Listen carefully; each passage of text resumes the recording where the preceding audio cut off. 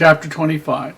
And it came to pass in the 9th year of his reign, in the 10th month, in the 10th day of the month, that Nebuchadnezzar king of Babylon came, he and all his host, against Jerusalem, and pitched against it, and they built forts against it round about.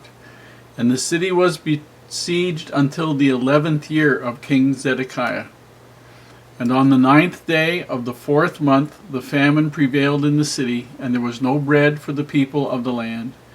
And the city was broken up, and all the men of war fled by night by the way of the gate between two walls, which is by the king's garden. Now the Chaldees were against the city round about, and the king went the way toward the plain.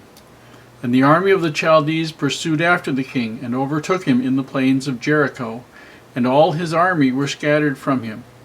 So they took the king and brought him up to the king of Babylon to Riblah, and they gave judgment upon him.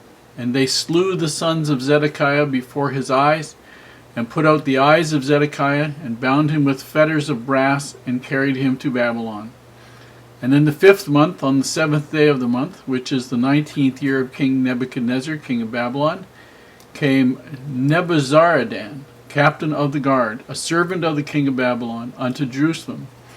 And he burnt the house of the Lord, and the king's house, and all the houses of Jerusalem, and every great man's house burnt he with fire. And all the army of the Chaldees that were with the captain of the guard brake down the walls of Jerusalem round about. Now the rest of the people that were left in the city, and the fugitives that fell away to the king of Babylon, with the remnant of the multitude, did Nebuzaradan, the captain of the guard, carry away. But the captain of the guard left of the door of the poor of the land to be vine dressers and husbandmen. And the pillars of brass that were in the house of the Lord, and the bases and the brazen sea that was in the house of the Lord, did the Chaldees break in pieces, and carry the brass of them to Babylon. And the pots and the shovels and the snuffers and the spoons and all the vessels of brass wherewith they ministered took they away. And the fire pans and the bowls and such things as were of gold in gold, and of silver in silver, the captain of the guard took away. The 2 pillars, one sea, and the bases which Solomon had made for the house of the Lord, the brass of all these vessels was without weight. The height of the one pillar was 18 cubits, and the chapiter upon it was brass. And the height of the chapiter 3 cubits, and the wreath and work, and the pomegranates upon the chapiter round about, all of brass. And like unto these had the 2nd pillar with wreathen work. And the captain of the guard took Seraiah, the chief priest, and Zephaniah, the 2nd priest, and the 3 keepers of the door. And out of the city he took an officer that was set over the men of war, and 5 men of them that were in the king's presence, which were found in the city, and the principal scribe of the host, which mustered the people of the land, and 60 men of the people of the land that were found in the city. And Nebuzaradan, captain of the guard, took these, and brought them to the king of Babylon, to Riblah. And the king of Babylon smote them and slew them at Riblah in the land of Hamath. So Judah was carried away out of their land. And as for the people that remained in the land of Judah, whom Nebuchadnezzar, king of Babylon, had left, even over them he made Gedaliah, the son of Ahikam, the son of Shaphan, ruler. And when all the captains of the armies, they and their men, heard that the king of Babylon had made Gedaliah governor, there came to Gedaliah to Mizpah even Ishmael the son of Nethaniah, and Johanan the son of Kareah, and Seraiah the son of Tahumeth, the Netophathite, and Jaazaniah the son of Maacathite, the son of a Maacathite, they and their men. And Gedaliah sware to them and to their men, and said unto them, Fear not to be servants of the Chaldees. Dwell in the land, and serve the king of Babylon, and it shall be well with you. But it came to pass in the 7th month that Ishmael the son of Nethaniah, the son of Elishama, of the seed royal, came, and 10 men with him, and smote Gedaliah that he died, and the Jews and the Chaldees that were with him at Mizpah. And all the people, both small and great, and the captains of the armies arose, and came to Egypt, for they were afraid of the Chaldees. And it came to pass in the 37th year of the captivity of Jehoiakim, king of Judah, in the 12th month, on the 7th and 20th day of the month, that evil Merodach, king of Babylon, in the year that he began to reign, did lift up the head of Jehoiakim, king of Judah, out of prison. And he spake kindly to him, and set his throne above the throne of the kings that were with him in Babylon, and changed his prison garments, and he did eat bread continually before him all the days of his life. And his allowance was a continual allowance given him of the king, a daily rate for every day, all the days of his life. This chapter pretty well ends the original nation-building effort of the children of Israel.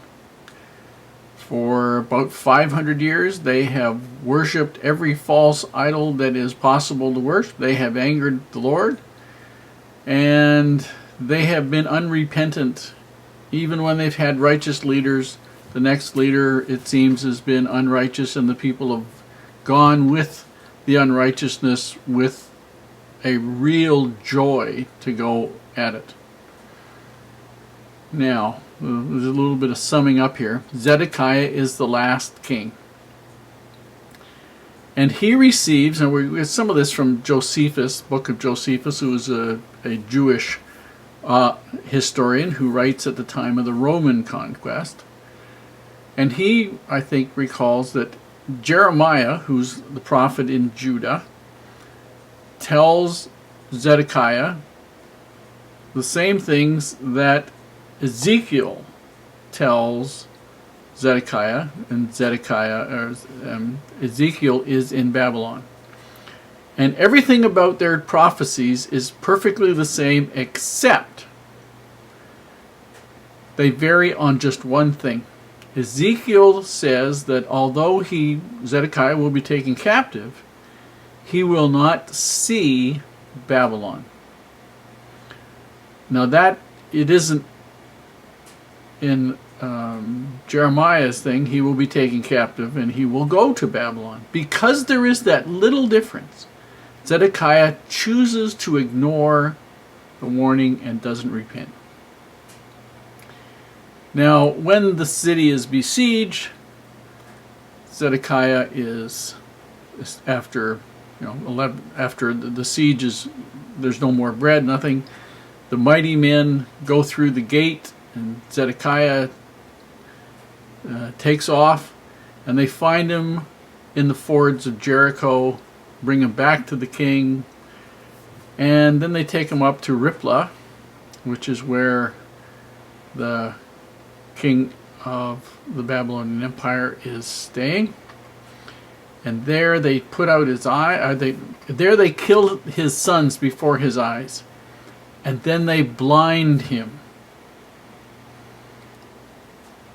So he learned something. The prophet of God told him he will be taken captive. But because he's blind, he cannot see Babylon. But he winds up there anyway. Now, not all the Jews were taken captive. Only the ones that had value to the Babylonians. They left behind the very poorest ones, who they gave jobs as what they call vine dressers and husbandmen, the people who look after the grapevines and the plants, and people look after the sheep and the cattle and the goats and stuff like. They left those. Last but not least, we have the story of Gedaliah. He's a Jew. He is left behind as the governor of the territory to supervise all the other Jews. Some of the people who had small military units come to see him when they learn that he is the new governor, and he tells them, hey, just serve the Babylonians, the Chaldees, which is what they called the Babylonians, and all will be well with you. But very shortly after that happens, he winds up being killed by some of the patriots, and then these people take off and live in Egypt for the rest of their life. And as it happens, they also take Jeremiah and his scribe Baruch, because they're afraid of the Chaldees. The Babylonians were going to kill them.